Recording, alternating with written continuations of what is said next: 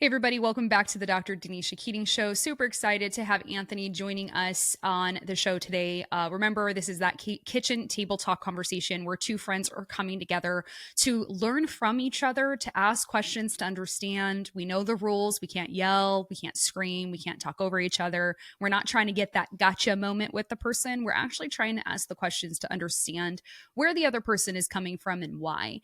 And we're going to invite you to be that fly on the wall to listen how we would navigate this conversation so you can have these conversations too in your own life. Anthony, go ahead and introduce yourself. Who are you? What do you do? And we'll just take it from there. Yeah, so thank you so much for having me on the show. Yeah, I'm a LA County-based journalist, born and raised here. Briefly left to serve in the military, United States Coast Guard, that falls under DHS. Wife, three kids. I know a lot of people say, "What are you still doing there?" But this is kind of my home, and I refuse to leave. I think that, especially as a Christian conservative, which is what I identify as, it's important to stay and fight for the places that we call home, and the places that we love and where we're raising our families and stuff. And so just most recently, I've been covering some of the LA protests that turned into riots. Obviously, ICE raids are a big topic of discussion out here in Los Angeles.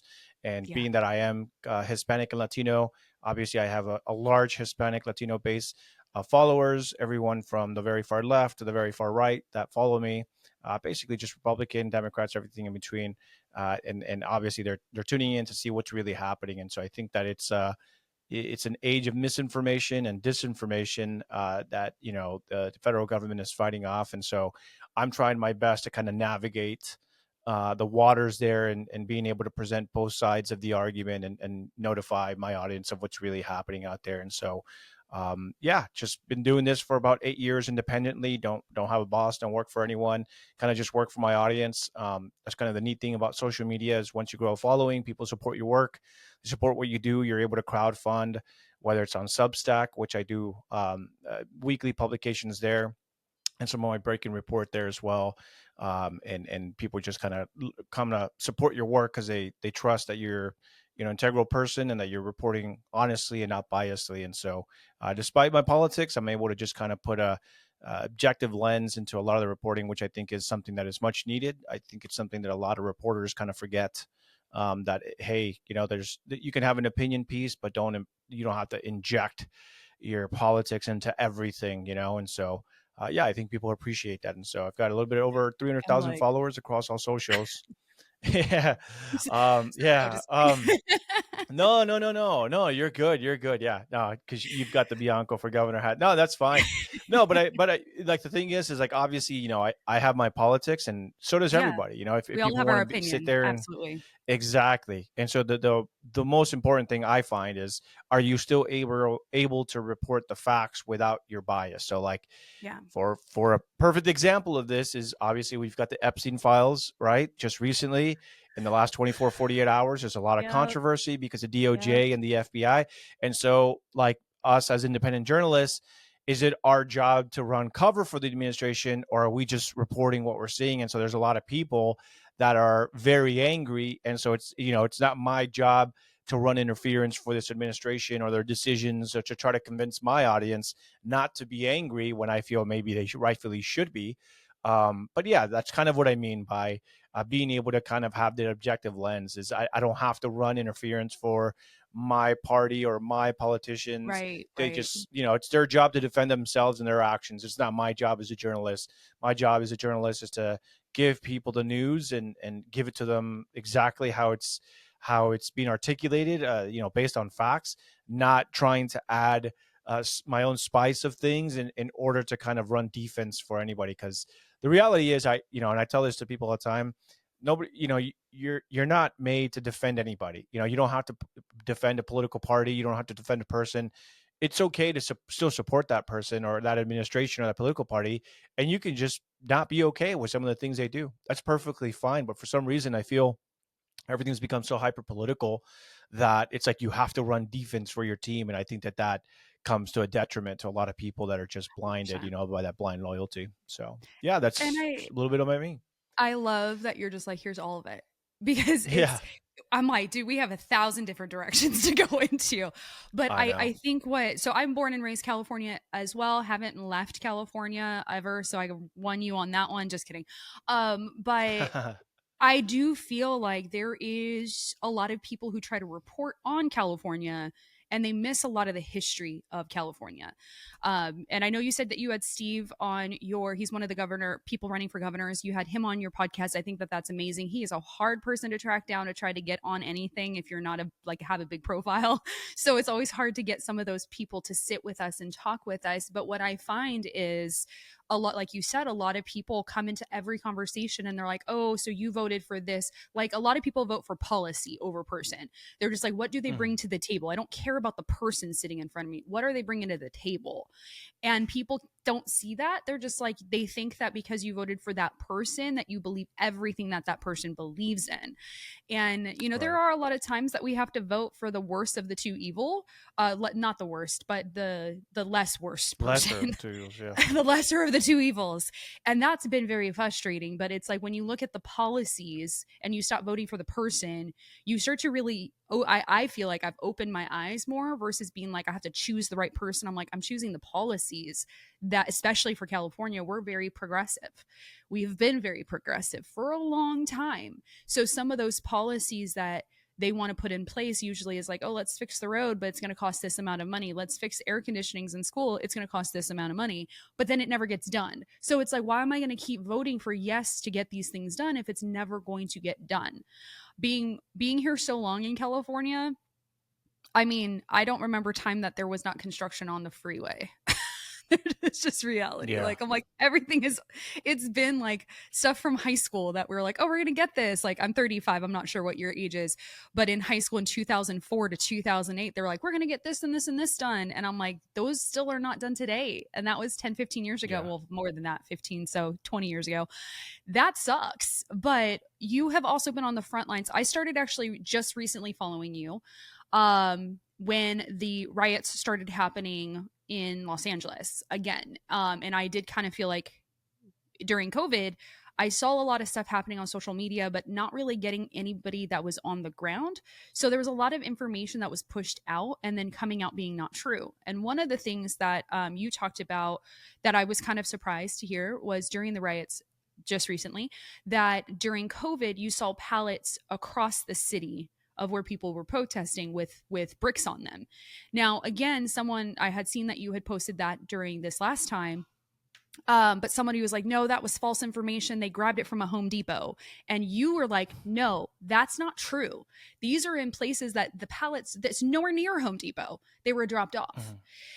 We also saw some video footage of a person coming with a truck and delivering masks that were pretty expensive, to be like, okay, they're gas masks or something, or like some sort of like contraption. When you're there, can you talk to us? Like, what was the mood of the riots? Because all we saw on social media was that it was all on fire, and we learned that that wasn't the whole city, obviously, but parts of it. What was it actually like being there, though? What was the mood of the people? What was the situation? Why did the riots actually start happening this time around? And can you compare it to 2020? Yeah, very, very valid questions there. We'll kind of work our way back, but uh, so June 6th or June 7th is when the protests initially started, and that is because there was videos coming out on social media, TikTok and Instagram, where people were uploading that it seemed like there was ICE raids happening across communities all through LA County.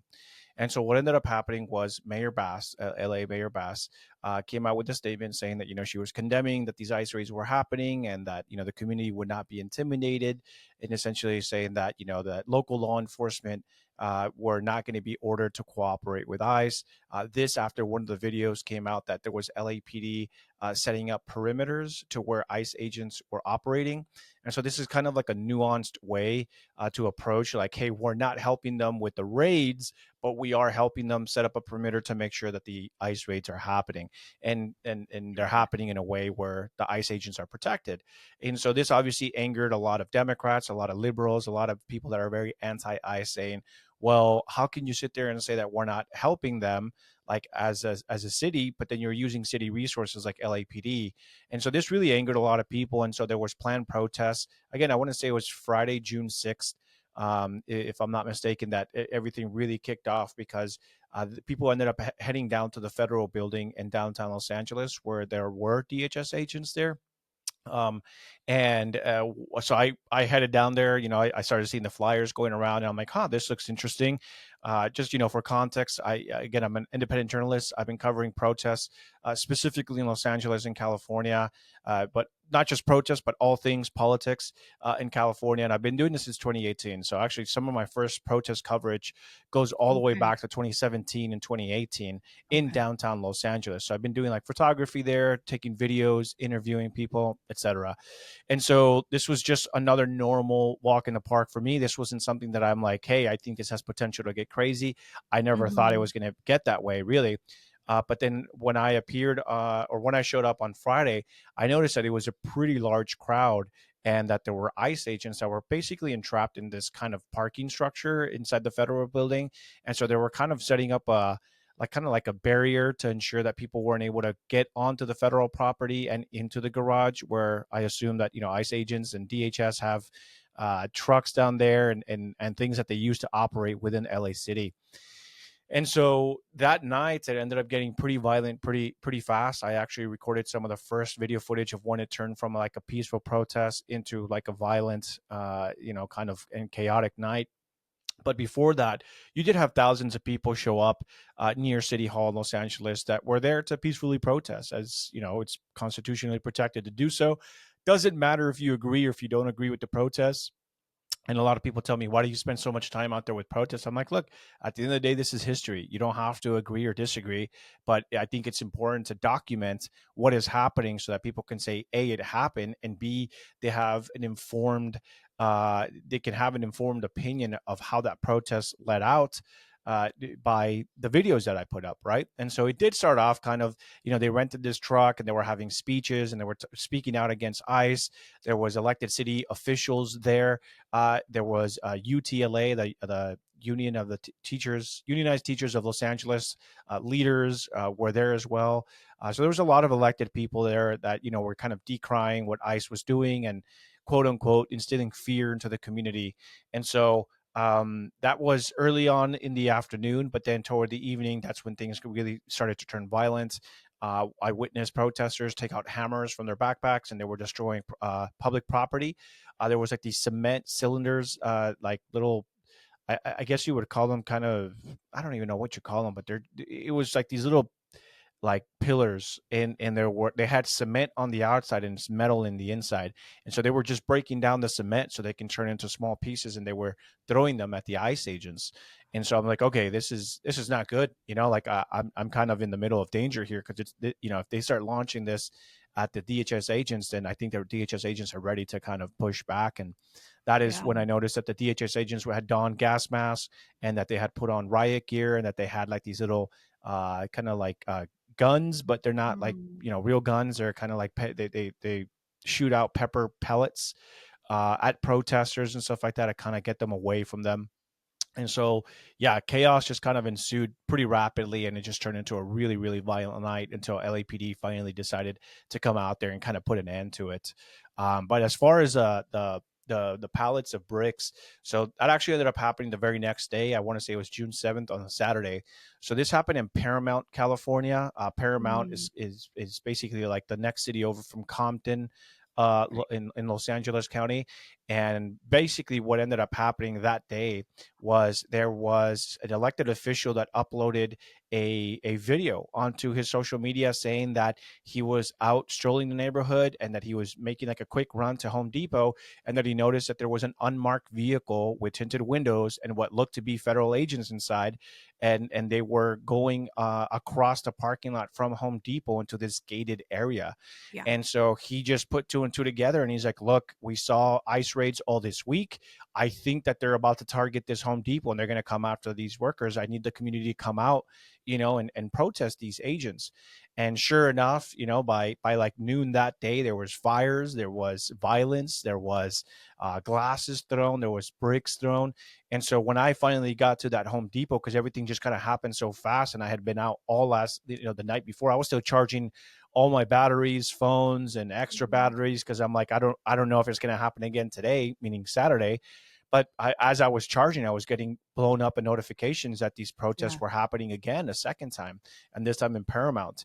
And so when I finally got down there, local, I believe it was CHP agents, which is the California Highway Patrol, had arrived, and they were kind of trying to close off these streets where the agents were faced off with the protesters. And so this did happen right in front of a Home Depot. So the protesters were kind of on the Home Depot side. And then the empty parking lot and the buildings were the federal agents, who later said that they were actually using that place as a staging area to go out into the city to conduct raids. That's where the federal agents were kind of at a standoff with these protesters. And so I just kind of noticed that inside of the Home Depot parking lot, that there was a pallet full of these big, large cement cylinder, like cinder blocks, I guess you would call them. And so I uploaded that video. And here's the reason why I posted that video. I also, like you're saying that maybe some of your followers were like, it's a Home Depot. I also caught flack for that. Like I got a lot of crap online for it because the way I That's where I posted it saw the was like, flack was from your video. right. Yeah. That's I where I saw assume it. so because I think I was the only one that posted that video online. But what I Yeah. noticed was that there was a lot of cement and there was a lot of these cement blocks everywhere, and that they had been broken up into small pieces, and that, I was being notified by other journalists there that the protesters were using it to throw at ICE agents and the DHS agents there. And so I didn't really think anything of it. I was just like, where the heck did they get the cement blocks? And then I finally made my way over to the Home Depot because there was like some fires that had been started, like And some you're like, brush there it fires. is. Yeah. And that's when I discovered that there was a pallet. And here's what I found very interesting about that is that I understand that pallet of cylinder blocks, it did seem like it did belong to that Home Depot, like maybe they had been dropped off in this pallet. Right. But what I found interesting was that the Home Depot was closed. So they shut down that Home Depot because of the protests that were happening right outside of it. And what I found interesting was this was the only pallet, and it just so happened to be the cylinder blocks that were being used as weapons, and it was the only pallet that was outside of the Home Depot gate because the gate was closed. So if you wanted to drive a vehicle through, you wouldn't because there's a yellow lock gate, but these pallets were on the outside of it. Right. And so that's what I That's found odd. very interesting and odd. That's Yeah, I was odd. just like, well, that's kind of weird. This is the only pallet out here. There was no other pallets nearby. It was the Mm, only one, and it was the one that protesters were using. And so a lot of people were like, oh, wow, what impeccable journalism. You must be a genius. You found a pallet of bricks at a Home Depot where they sell these things. Wow, you're a genius. And so I'm like, okay, I could see that. Sure. right. I was just saying that it was really odd that this was the only pallet that was outside of the lock gate. And then I ended up getting redeemed a day later because then a day later, I ended up going to protests that were happening again in downtown LA. And this was a day where they actually surrounded CHP agents or CHP police on the 101 freeway in downtown Los Angeles, and that they were throwing again bricks and Molotov cocktails and other things Yeah. to the CHP that were basically trapped on the 101 freeway, because the 101 freeway exactly in downtown LA, there's Yeah. overpasses and bridges. And so protesters were all around that because it was thousands of people, and they were just launching stuff at the CHP police that day. And so later that night, I ended up discovering where all these bricks were coming from. And sure enough, it was tucked away in a small corner. And I looked around and I'm like, this is the only pallet here. Sure enough, it was being used. It was being broken down from these large piles of clay bricks or whatever they were. And they were once again being used against police. And so once I uploaded that one, that's when some of the people were like, okay, like Right. maybe the Home Depot ones made sense and I gave you crap for it, but this one is a little bit odd, like it's just tucked away in a corner, it's on a Yeah. pallet, you know what I mean? And it's bricks that have nothing to do with downtown LA. Like it's not like they were I looked It's like around to see if they were maybe remodeling a building or something, and that was just not nothing. the case. I think what's Yeah. wild is like when okay, so these gates of Home Depot, they're tall. They don't want people coming across Home Depot to steal from its property. Businesses don't want people to break into their stores and steal their stuff because then they can't sell it. But the thing that when you showed that video, I was like, this is really weird that Home Depot left it on the outside of the gate. Again, it could, Mhm. but it's strategic. Whoever left it there was like, we're purposely leaving this here because they wanted people to grab it. But people were also just taking hammers to the sidewalk and to rocks and to the actual ground, breaking that up to use that to throw. They were finding what they needed. People came with hammers, which is Oh so yeah. crazy to me because there were, I do always believe that there are people there who want to protest and they're just like, hey, I just want to use my voice. But then there's also people coming in prepped because they're like, we know what's going to happen. Now, this is not new for LA. I lived in LA until I was 9. My dad grew up there, in that. So my grandma's like Southgate area. My dad was over there for a Okay. while. We lived in Southgate, close to like I think a few streets away from Compton. There's like a border right there between Southgate and Compton. But we grew up over in that area and we moved at 9 because we had experienced the LA riots during the 90s. And then we always had like drive-by shootings in that area. We lived on a street where there was a gang member and it was the son. And so it was like, my dad's like, this is no longer safe to be here. We got to go. Like there were multiple Yeah. nights I remember my mom almost getting shot, like in the kitchen, and Wow. then like our neighbor dying. So it's like that, it's kind of always been like that. But like when people want to get mean, they get mean. They come prepared. And that's Yeah. something that I've learned over time. We moved to the Inland Empire after living in Anaheim for a little bit, but then moved to the Inland Empire, and a lot of people from LA gravitated out to the Inland Empire because they were like, we want to get away from LA life and gang life, but it kind of followed us all to Inland Empire because there's the heart of it sometimes. But what I've learned is people come prepared when they want to be prepared. That's just reality. Yeah. How many of those protesters would you say, did any of them mention getting paid for to be there? No, I mean that's usually conversations that don't really like happen, right? Like, hey, are Yeah. you getting like paid to be here, etc. Like, even if you were like a journalist and you ask them, it's really dangerous to kind of ask those questions because the crowd starts kind of wondering what your intentions there are Mhm. as media. I mean, believe it or not, the left and the right are already pretty mistrustful of the media already. So asking those kind of Yeah. questions at such a protest like that, um, to be honest, I almost try never to interact with the protesters, just because I have a pretty high profile. People know that I'm pretty conservative leaning. A lot of people know that I'm prior Coast Guard, I'm prior military, Yeah. and so I've made no secret that I'm typically pro law enforcement. Obviously, I understand that there are some bad law enforcement out there. I think that of everything, right? I mean, I was in the military. I know that we had a lot of bad military members that just wanted a free paycheck and wanted to Yeah. work minimally, et cetera. And sometimes these organizations protect people like that, unfortunately, but it does happen. And so kind of like asking these kind of questions, like, I'll go like on the live stream and I'll ask them, what brings you out here? What do you think about this? What do you think about policy? But if I were to ask them something like that, like, are you being paid to be out here? I think people will kind of be like, wait a minute, like, who And is this guy instantly asking these kind of jumped. questions? Yeah. This is And why I'm so not a the journalist. right. And so the only thing that I will say is that there was one time during these specific protests where a Mhm. guy ran up on me and another journalist. We were kind of hanging out together, and the police line was being pushed toward us, and he came up on us and he's like, hey, who wants to make money? Somebody throw something at the police and I'll pay you for it. And so that was like the only Mm. time that I was kind of like, well, that's kind of odd, that you would just run up on people and be like, hey, I'm willing to pay someone if they're willing to attack the police or something. Who knows, Yeah. maybe the guy was drunk, maybe the guy was just trying to Being incite an violence. Who idiot. knows? Yeah, just being an idiot. I obviously, there's no definitive proof. I can't prove anything of wrongdoing, but I just thought it was a really weird thing That is, yeah. that he was asking. So I think so. So I want to backtrack a little bit because I know you were saying that when we hear the word ICE raids, and like what I've seen from social media a lot is that they were saying that they were just running into random places and grabbing anyone who was Mexican. That literally is what I've seen. mhm.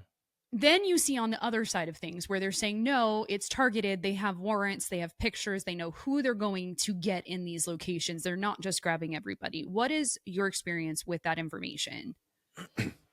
Yeah, this is a really good question.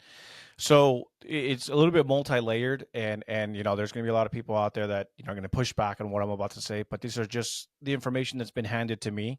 by ICE agents and people in public affairs, because I do, as a journalist, I do inquire, I do ask questions, I will notify the public affairs, and anyone can do this, by the way. I think you can just do it as a citizen, but you can ask questions and you can just reach out to the public affairs of LAPD or ICE Los Angeles or DHS Los Angeles, and there's a good possibility they'll respond.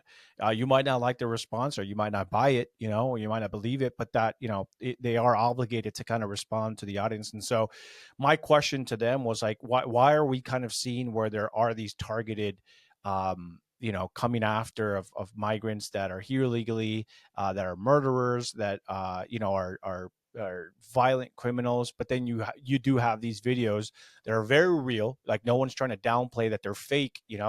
That's not what I'm saying, but it does seem like it's kind of happening at random. And so, from my understanding, this is what's happening is uh, mostly ICE and DHS are focusing mostly on targeted cases. They're coming after the most criminal. I actually got to be on an ICE embed along with ATF agents. It was kind of a multi-agency effort to come after this guy that was a known associate of the cartel. This guy had been dealing drugs all over the nation, here Mm. legally. Very dangerous guy, right? Very, very Right. dangerous guy.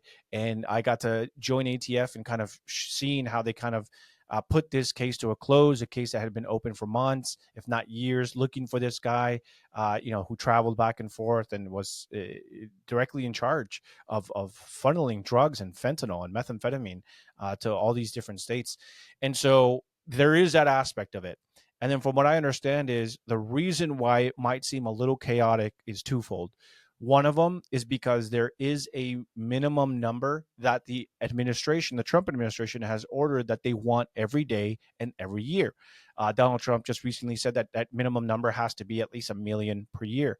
So you can imagine, you have all Yeah. these agents out there and these agencies saying like, "Holy crap! Like, we've never done anything like that. We need Mm. to expand the way we typically do raids and the way we typically target people, and we need to start meeting Yeah. these numbers." And so there is, and I know this because they talk to me, there is some frustration even within the agencies of how they're going about it.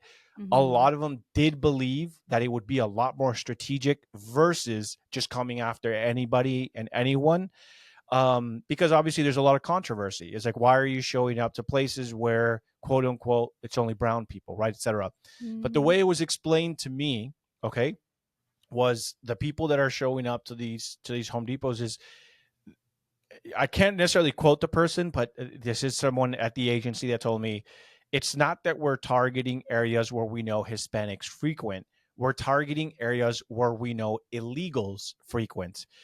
The Right. reason, the Right. problem is that what you guys are seeing, because Los Angeles is a predominantly Latino and Hispanic demographic, you guys are not seeing that we're coming after the Iranians. You don't see that we're Right. coming after the Chinese illegals. You're not seeing that we're coming after the Armenian illegals. You don't see, so, because these demographics are a lot smaller. But the thing is, we're not just going to Home Depot. We're going to places where we know Armenian illegals are going, where Chinese illegals are going.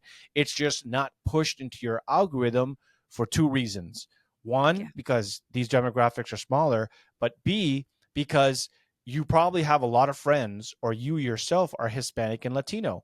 The algorithms are pushed depending on your race and ethnicity. Yeah. So if you're a Latino, you're going to get pushed this algorithm of people being rated at Home Depots. You're not going to get pushed that a Chinese national was just, you know, Yeah. taken down at this place, like this beauty salon or a nail tech place or whatever the case, Yeah.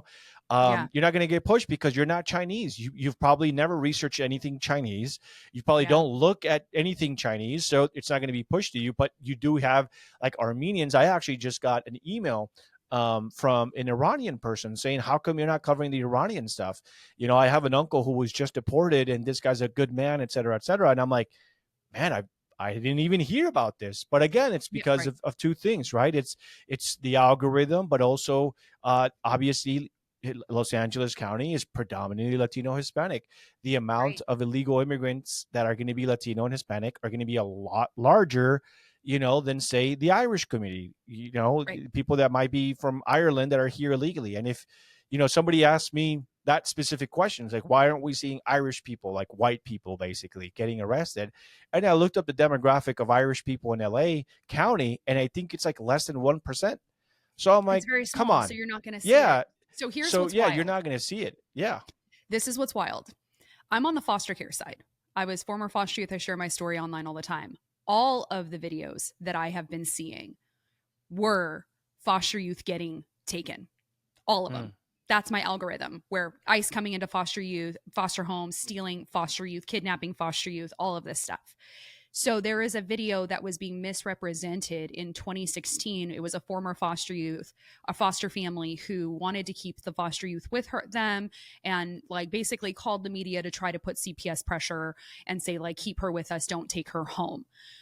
They started using this video as current situation, going, look, here's this foster family speaking up about ICE raiding.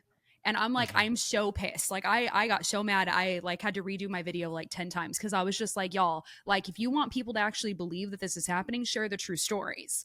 So Right. then people were like, well, here's the true story. And I'm like, no, this other situation is not, you're not telling it in its entirety. The entire situation of a 17-year-old boy in Florida actually was, he was here on a sponsorship here for 3 years by himself for 3 years, and moved himself from Texas to Florida and lived in someone's backyard in a shed or something like that, like crazy, where Hmm. it's like he's 17 years old and he wasn't even part of foster care for more than a couple of days. But they had said, you know, because he left his sponsor's home, which was family, that he was breaking the rules and he was not actually following what he was supposed to do. And he was with the US refugee program, not foster care. So he wasn't in foster care at all. Left group homes, all this stuff. So I'm like, at least tell the whole story. And that's what I'm not Right. seeing, is that people are going, oh, they're raiding Home Depots because that's where they know Mexicans hang out at. And it's like, okay, they're Right. coming in strategically. But then another video I saw, which irritated me, was it was an ICE agent saying, he was there for a specific person, and they said, well, it was at a courthouse. They're like, well, we're not giving you this specific person. He goes, well, I'm taking somebody with me who wants to go. And I'm like, Yeah. like, Yeah, like, see, okay, like but things like that just don't really help because it's like no. there's already this stigma behind, behind that. Yes. And like another, like, so another two very important things that are also Yeah. happening. So I've been sent videos, I'm probably sure you've probably seen them, where they're supposedly just taking American citizens that are Hispanic. Right. So like, hey, Right. if you're That's an what I'm American hearing. citizen and you're getting detained, so there have been some people that have been wrongfully detained and then later they've been released. There's even like video interview of a guy that said, yeah, they thought I was an illegal. He's like, but you know what? I voted for Trump. I understand why they took me. They let me go as soon as I proved I'm a citizen. So I'm okay with that. There are some Yeah. people that don't like what's happening. They're American citizens. It happened to them. And now they're suing. There's a guy that was recording an interaction with ICE and they ended up taking him in because he wouldn't stop recording. And now this guy's suing like the ICE agency for like $1 million. And I've always said, I'm like, look, man, again, I can be a pro law enforcement. I could think that, ICE are great guys, etc. I'm sure there's a lot of great agents out there, whatever. Right. Right. But if you are violating people's rights, I don't care who you are or how pro law enforcement. I mean, look at the pandemic, right? I was Right. typically very pro back the blue, etc. But then I saw a lot of police officers breaking their oath and arresting people. And I'm like, dude, these are mandates. These are not lawful orders. And so obviously I think a lot of people were like, oh man, like that's not good. You know what I mean? Like Yeah. escorting doctors and nurses away from the emergency room because they refuse to put a mask on or refuse to get a vaccine The and they're guy at the literally like in the beach middle. surfing and the cops are in that one. I was like, Yeah. And it was in so I'm Huntington just Beach, like, I think, okay. or Newport. Yeah. So the thing is that so there was one case where an American citizen was detained, and this guy was a Walmart employee. I don't know if you Hmm. saw that one, but he kept saying, "I'm an American. Why are you taking me?" And what Hmm. ended up happening was people start recording and they start saying, hey, this guy is saying he's an American citizen. Why are you taking him? And the Hmm. thing is, ICE is not there for a debate. They're not there for a press conference. They're there to pick up who they're supposed to pick up and then they're out of there. They're not there to Yeah. talk to the crowd. And so this video was being shared wildly, and a lot of local news and national news picked it up like, hey, they're detaining American citizens. Well, it turns out this knucklehead kid was at a protest in downtown LA and he was on video assaulting federal agents. So now this guy, he wasn't being picked up to be deported. He was being picked up Got because he was getting arrested for his crimes. He went to court. He was let out on bond, I believe, if I remember the story correctly. But he's being picked up because local law enforcement is not cooperating with federal agents. So if federal agents want to arrest people that are that right. are assaulting federal agents have to go pick these people up. And so there's a lot of misconception like, hey, this guy's an American citizen. Okay, but was he a protester? Right? Like, is this Did he like break the what is law he being on doing charged with? Yeah, did something? he break the law? Exactly. And so the narrative is just this guy's an American citizen, but Nathan Hochman, who's a Los Angeles district attorney, has said that they will be arresting dozens of these protesters because they're on camera and there's video evidence of these people assaulting Being federal violent. agents. So that's one aspect, right? And so that's why I tell people you Mhm. need the full context. Don't just make Yeah. don't form an opinion or get angry based off of this very out of context video. And then the second thing, what people need to understand, and this is probably the most important one, is that you need to understand that California is a sanctuary state, and it is a sanctuary, Mhm. and it is a sanctuary city in Los Angeles. So what that means is that the state government and the city government is not working with the federal agents. So when Mhm. I'm speaking to ICE and DHS and I've inquired to them via email, why are we coming after quote unquote hardworking hotel workers and agricultural workers? And they say we've got a minimum of number that we need to make arrests on, and the state government is refusing to give us a list of all the hardened criminals they know are in California. They're not Right. giving us their contacts. They're not giving us their names. They're not giving us anything. So we have to basically build our own database, and we have our own database. And the thing is it's not as updated as a state one, because the federal database could say this is the last known location of this guy. But if this guy's been arrested in California for like a DUI or a small infraction, the courts here locally will have a most updated point of contact and address for these illegal immigrants. And Right. so they Right. will have the most up to date, but they're refusing to give this information to the federal government. And so that kind Yeah. of puts federal agents in California kind of like, well, what else are we supposed to do? You might not like the tactics, but yes, we are going to show up where we believe there are a lot of undocumented people working. These are going to be your car washes. These are going to be your street vendors. These are going to be the hotel workers. These are going to be the nannies in rich areas, right? These are going to be all these. And this is something that Donald Trump has talked about. It's like maybe we need to create an exemption because, we have these farmers in California and other places that need Yeah. these workers to stay.